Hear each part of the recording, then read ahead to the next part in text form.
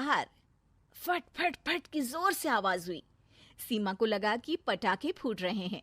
वो डर के मारे घर से बाहर निकली। देखा तो सामने योगेश यानी कि पतिदेव एक बुलेट बाइक पर बैठे हैं। अरे डर गई क्या? बाइक लेकर आया हूँ तुम्हें घुमाने के लिए। सच में? मुझे लगा पटाखे फूट रहे हैं। अरे पटाखे भी फूटेंगे और मिठाई भी बटेगी। माँ को तो बुलाओ। माँ भी बाहर आ जाती है। अरे योगेश बेटा, इतनी जल्दी आ गया। और ये गाड़ी किसकी है? साहब की है? हाँ माँ, तुम्हारा बेटा साहब से कम है क्या? मेरी ही है। अरे बेटा, इतनी बड़ी गाड़ी ले ली, इससे तो तू घोड़ा ही ले लेता। महंगी पड़ी होगी ना? माँ महंगी सस्ती छोड़ो और मिठाई लाया हूँ, गांव में बंटवा दो। अरे बंटवा क्यों दो? पीछे बैठो, गांव में बांट कर आते हैं। सब खुश थे। योगेश गांव के बाहर एक कोयले की खदान में मजदूरी करता था। मेहनत और अकल से उसने वहां ठेकेदारी का काम सीख लिया और सूझबूझ से ठीक ठाक पैसा बनाने लगा। गांव में बात फैल गई कि योगेश के घर धमाका गाड़ी आई है। ऐसी गाड़ी पहले कभी किसी ने गांव में तो देखी नहीं थी। योगेश और माँ गाड़ी से वापस घर आ जाते हैं। बेटा, बाबूजी ऊपर से देख रहे होंगे और आशीर्वाद भी दे रहे होंगे तुझे। वो होते तो उनको भी घुमाता माँ। पूरे गांव में नाच नाच के मिठाई बांटने जाते। जैसे मैंने नाच नाच के बांटी थी जब वो अपने लिए एक साइकिल लेकर आए थे। बस बस, बाबूजी दो बात भी सुनाते कि फटफट वाली फटफटी ले आया। सीमा आगे कहती है, अपने लिए तो ये गाड़ी ले आए और मेरे लिए? अरे ये गाड़ी तुम्हारे लिए ही तो है। पक्का मेरे लिए है? अरे पक्का तुम्हारे लिए है। अगली सुबह जब योगेश सो रहा होता है तो उसे बाहर से गाड़ी की आवाज आती है। वो घबराकर चिल्लाता है, चोर चोर, मेरी गाड़ी ले जा रहा है, चोर चोर। माँ भी जागती है और योगेश के साथ दरवाजे की तरफ भागती है। जैसे ही दोनों बाहर निकलते हैं तो देखते हैं कि सीमा गाड़ी चला रही है। अरे बहू, नाक कटवाओगी क्या? ये क्या कर रही हो? अरे गिर जाओगी, ये क्या कर रही हो तुम? सीमा गाड़ी को रोक कर कहती है, सारे गांव में घुमा लाई, कहीं नहीं गिरी। क्या? सारे गांव में घुमा लाई? अरे लोग क्या कहेंगे बहू, सोचा क्या एक बार? यही कहेंगे कि कितनी अच्छी गाड़ी है। अरे तुम्हारे बारे में। हाँ, कहेंगे ना कि देखो कितनी अच्छी गाड़ी पर बैठी है। बहू गाड़ी रखकर योगेश और सासू माँ के पास जाती है। तुमने कब गाड़ी चलाना सीखा? हमारे बाबूजी के पास पुरानी स्कूटर थी, सीख ली। फिर स्कूल में एक मास्टर जी भी ऐसी ही गाड़ी लेकर आते थे, उन्होंने सिखा दी।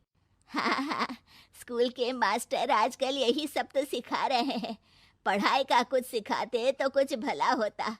अरे बहू, अब गाड़ी मत चलाना।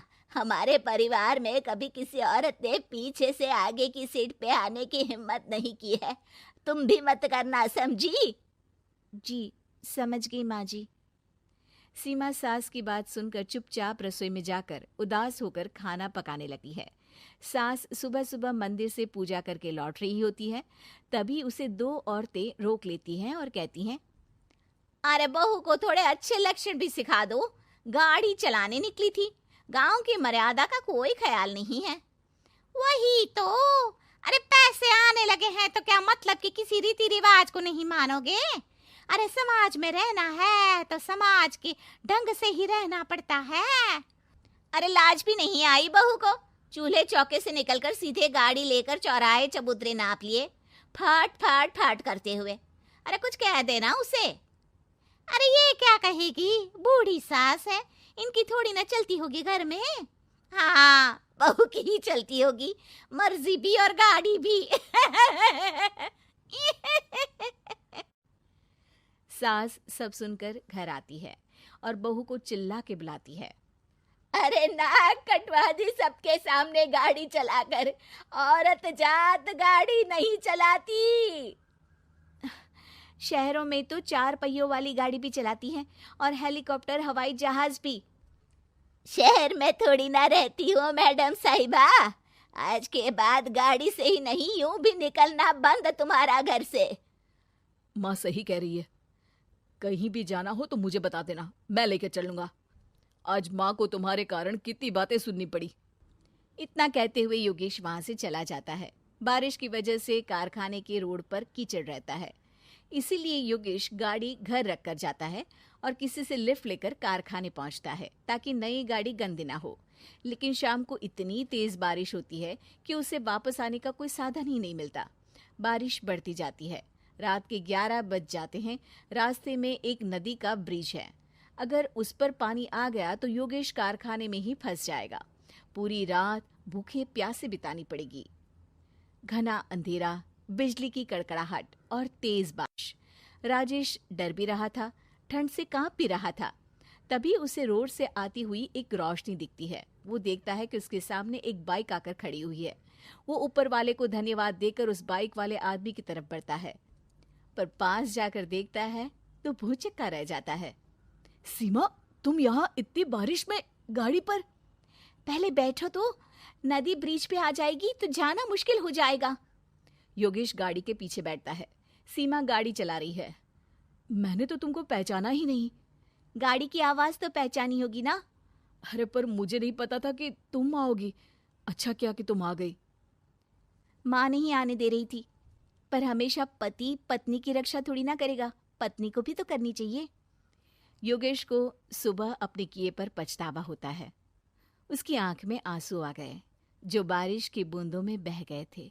उसके बाद सीमा को सास ने और योगेश ने खुशी खुशी समाज की सीमा लांघने की मंजूरी दे दी।